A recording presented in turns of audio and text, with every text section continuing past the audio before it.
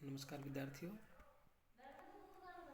राजकीय महाविद्यालय राजगढ़ चूरू द्वारा संचालित ऑनलाइन क्लासेस में आपका स्वागत है। पिछली कक्षा में हमने भक्तिकालीन निर्गुण धारा के प्रेम मार्गी कवि जायसी जी का अध्ययन किया। इस कक्षा में भी हम जायसी जी के ही दो पदों का अध्ययन करने जा रहे हैं। पिछली कक्षा में हमने आपको बताया कि पद्मावती पूर्णिमासी के दिन अपनी सखियां जो कि विभिन्न प्रकार के वस्त्र आभूषणों से सुसज्जित थी, मानसरोवर में स्नान करने गई हैं और इस पद में भी जब सखियां मानसरोवर में स्नान कर रही हैं तो वे पीहर और ससुराल के जीवन के बारे में बातें करने लगी हैं। इसी संदर्भ में प्रस्तुत ये पद्यांश है। खेलत मानसरोवर गई, जाई पाल पर ठाड़ी भई। कवि कहते हैं कि वे सभी सखियां क्रीड़ा करती हुई मानसरोवर के पास पहुंची। वहां से वे सरोवर की पाल पर खड़ी हो गई। खेलत मानसरोवर गई यानी क्रीड़ा करती हुई खेलते खेलते वे मानसरोवर के पास पहुंची। जाई पाल पर ठाड़ी भई। पाल का शाब्दिक अर्थ है यहाँ किनारा, कि मानसरोवर के किनारे पर ठाड़ी यानी खड़ी भई हो गई और सारी सखियां वो मानसरोवर की पाल पे मानसरोवर के किनारे खड़ी हो गई। देखी सरोवर हंसे कुलेली, पद्मावती सो कही सहेली। और मानसरोवर को देखकर हंसकर क्रीड़ा करने लगी। देखी मानसरोवर हंसे कुलेली। और वे सखियां और पद्मावती मानसरोवर को देखकर हंसकर क्रीड़ाएं करने लगी। उनमें से एक सहेली ने पद्मावती से कहा कि हे रानी, पद्मावती सो कहे ही सहेली। पद्मावती सो कहे ही सहेली। पद्मावती से एक सहेली ने कहा, और क्या कहा? ए रानी मन देखूं विचारी, कि हे रानी मन में अच्छी तरह विचार कर जान लो। एही नेहर रहना दिनचारी। नेहर का शाब्दिक अर्थ है पितृग्रह, पीहर। कि इस नेहर में तो थोड़े ही दिन रहा जा सकता है। जो लगी अहे पिता कर राजू, खेली लेहू जो खेलहू आजू। उसके बाद क्या होगा कि पितृपक्ष या पीहर हमें छोड़ना ही पड़ेगा जब तक जो लागी अहे पिता कर राजू, कि जब तक पिता के शासन में है या पिता के पास हो तब तक ही आज की तरह हम खेल सकते हैं। खेलू लेहू जो खेलहू आज, कि आज जैसे हम खेल रही हैं ऐसा खेल हम पीहर में या पितृ छाया में रहते हुए ही हम खेल सकती हैं। फिर तो हम सबको सास के पास ससुराल जाना पड़ेगा। पुनि सासुर हम गौनव काली। पुनि फिर तो सासुर यानी ससुराल, हम मतलब हम गौनव यानी गमन करना पड़ेगा या जाना पड़ेगा, चली जाएंगी काली समय आने पर। कित हम कित यह सरवर पाली। और फिर न जाने जैसे आज हम सारी सखियां एकत्रित होकर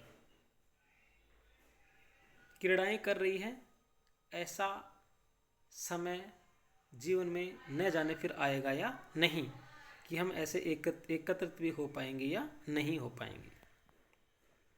कि न जाने हम कहाँ होंगे, न जाने तुम कहाँ होंगे, निगाहें हमको ढूंढेंगी, न जाने हम कहाँ होंगे। हैं? तो यही बात है कि न जाने आप कित हम कित यह सरोवर पाली, कि न जाने हम कहाँ होंगे और ये सरोवर कित पाल है, सरोवर का जो किनारा है ये भी न जाने कहाँ होगा। कित पावन पुनि अपने हाथा, कित मिली के खेलब एक साथा। तब तो नहर में आना भी हमारे हाथ में नहीं रहेगा, अर्थात अपनी इच्छा से आने जाने में भी स्वतंत्र नहीं रहेंगी। उस स्थिति में इस प्रकार सब मिलजुल कर खेल भी कैसे पाएंगी। कित पावन पुनि अपने हाथा, कित मिली के खेलब एक साथा। सास ननद बोली ही जे लेही, दारुण ससुर ने निसरे देही। क्या है देखिए, सासू ननद बोली है जेह लेही। ससुराल में हमारी सास ननद हमसे बोल बोल कर हमें उलाहने देकर हमारे प्राण ही ले लेंगी। दारुण ससुर ने निसरे देही, वे हमसे प्रेम पूर्ण व्यवहार भी नहीं करेंगी। ससुर देखो, दारुण ससुर ने निसरे देही, और ससुर जी हैं वो कठोर रुख अपनाकर घर से भी बाहर नहीं निकलने देंगे। पीऊ पियार सिर ऊपर, पुनि सो करे दहु का है। दहु सुख राखे की दुख, दहु कस जन्म निभा है। वहाँ तो पीऊ पियार सिर ऊपर, कि ससुराल में हमारे जीवन का आधार हमारे पतिदेव का प्यार ही एकमात्र हमारा आधार रहेगा, हमारा सहारा रहेगा। वह भी न जाने कैसा व्यवहार करने वाला हो। पुनि सो करे दहु का है, कि वह भी न जाने कैसा व्यवहार करेंगे, यह भी ज्ञात नहीं है कि वह हमें सुखी रखेगा अथवा दुखी रखेगा। दहु सुख राखे की दुख, दहु कस जन्म निभा है। इस प्रकार पता नहीं ससुराल में हमारा किस प्रकार निर्वाह होगा। ससुराल में रहन सहन ऐसा नहीं होगा जैसा अब पितृगृह में है। तो देखिए, इस पद में जायसी जी ने समय कहने का मतलब है कि आज ससुराल पक्ष में जैसा व्यवहार लड़कियों के साथ होता है, उनका जीवन जैसा होता है, जायसी के समय भी लड़कियों को स्वतंत्रता प्राप्त नहीं थी, उन्हें कष्ट ही भोगने पड़ते थे। यहाँ शब्दावली क्लिष्ट जरूर है लेकिन प्रतीकात्मक है। यहाँ ससुराल से पक्ष हम जीवन समाप्ति की ओर भी ले सकते हैं कि इस सांसारिक जीवन में हमें कुछ समय के लिए ही रहना है, फिर तो हमें हमारे पिए के घर अर्थात ईश्वर के घर हमें जाना है।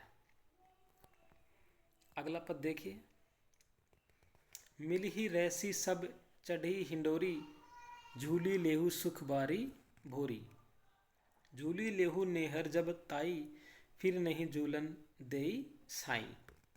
देखिए कितना अच्छा पद है। जायसी लगता है जैसे जायसी स्वयं एक लड़की हो और उन्होंने ससुराल पक्ष में सब कुछ भोगा हो। तो जायसी जी कह रहे हैं, देखिए, मिली ही रहसी सब चढ़ई हिंडोरी, झूली लेही सुख बारी भोरी। जायसी जी कह रहे हैं कि सभी सखियां हिंडोलों पर चढ़कर प्रसन्न थी। मिल ही रहसी सब चढ़ी हिंडोरी, सभी सखियां हिंडोले पर चढ़कर प्रसन्न थी।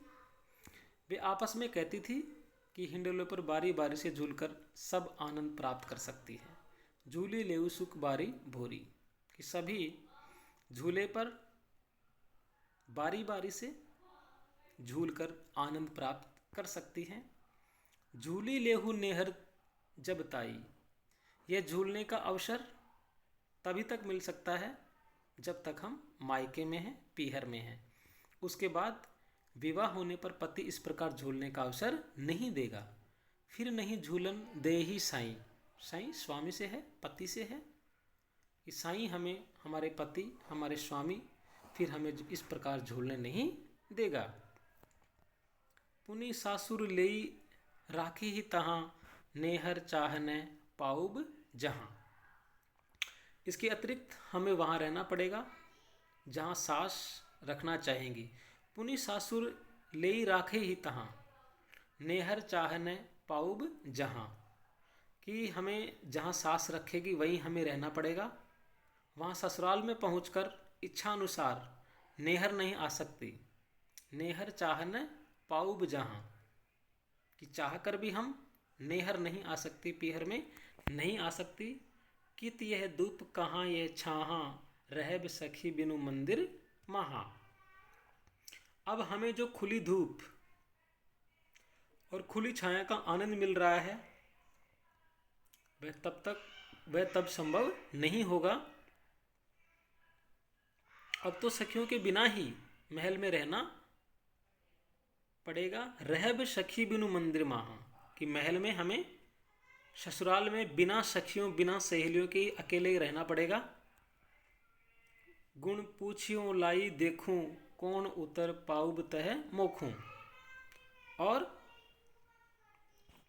यदि कोई अच्छी बात भी पूछेगा तो भी सास आदि हमें दोष ही देंगी।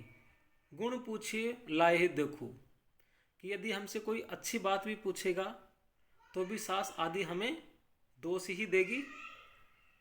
कौन उतर पाऊब तह मोखू, सास आदि के प्रश्नों के क्या उत्तर दिए जाएं जिनसे हम परेशानी से बच सकें, यह भी ज्ञात नहीं है। या हम ये भी नहीं जानते कि हम ऐसा क्या करें, या हमारी सास के प्रश्नों का उत्तर हम किस प्रकार से दें ताकि हमारी सास हमसे परेशान या हम पर वो गुस्सा न हो। हम तो ये भी नहीं जानती। सासू ननद के बोहों सिकोरे, रहब संकोची दुवो करे जोरे। मतलब यह है कि हम कैसे भी उत्तर दें फिर भी हमें परेशानी उठानी पड़ सकती है। सास ननद हमारे किसी प्रकार से भी व्यवहार से खुश नहीं हो पाएंगे। उस स्थिति में हमें संकोच पूर्वक और हाथ जोड़कर रहना पड़ेगा। देखिए, सासू ननद के बोहें सिकोरे, कि वो हर बात में हम पे बोहें सिकोड़ेंगी, हम पे गुस्सा करेंगी। रहब संकोची दुवे कर जोरे, और हमें वहाँ संकोच के साथ दोनों हाथ जोड़ करके ही हमें वहाँ रहना पड़ेगा। हम ऐसी स्वतंत्रता प्राप्त नहीं कर पाएंगी। यहाँ आकर प्राप्त होने वाला यह आनंद तब कहाँ मिल सकेगा। कित यह रहसी जो आऊब करना, ससुरई अंत जन्म दुख भरना। और यह आनंद अब तो प्राप्त है, फिर हमें नसीब नहीं हो सकेगा। हमें जीवन के अंतिम समय तक ससुराल में ही रहना पड़ेगा और दुख सहन करना पड़ेगा या दुख सहने पड़ेंगे। तब कहाँ तो नहर में आना होगा और कहाँ ससुराल में ऐसा खेलने का सुख हमें मिल पाएगा। कित नेहर पुनि आऊब, कित ससुरे यह खेल, आपू आप कह होई परब पखी जस डेल। और हमें ससुराल में ऐसा खेल भी खेलने को नहीं मिलेगा। तब तो हम उसी प्रकार अलग थलग हो जाएंगी। आपू आप कह होई परब पंखी जस डेल, कि हम उस समय उसी प्रकार अलग थलग हो जाएंगी जिस प्रकार मिट्टी का एक डेला फेंक दिए जाने पर समूह में बैठे पक्षी इधर उधर उड़ जाते हैं, तितर भीतर हो जाते हैं। होई परब पंखी जस डेल, कि जिस तरह से पक्षियों का एक समूह है और पक्षियों के समूह पर अगर हम एक मिट्टी का डेल फेंक देते हैं तो पंछी इधर उधर उड़ जाते हैं। ऐसे ही ये सखियाँ कह रही हैं कि जब हम ससुराल में चले जाएंगी तो हम उन पक्षियों की तरह इधर उधर चली जाएंगी और हमारा आपस में मिलना भी मुश्किल हो जाएगा।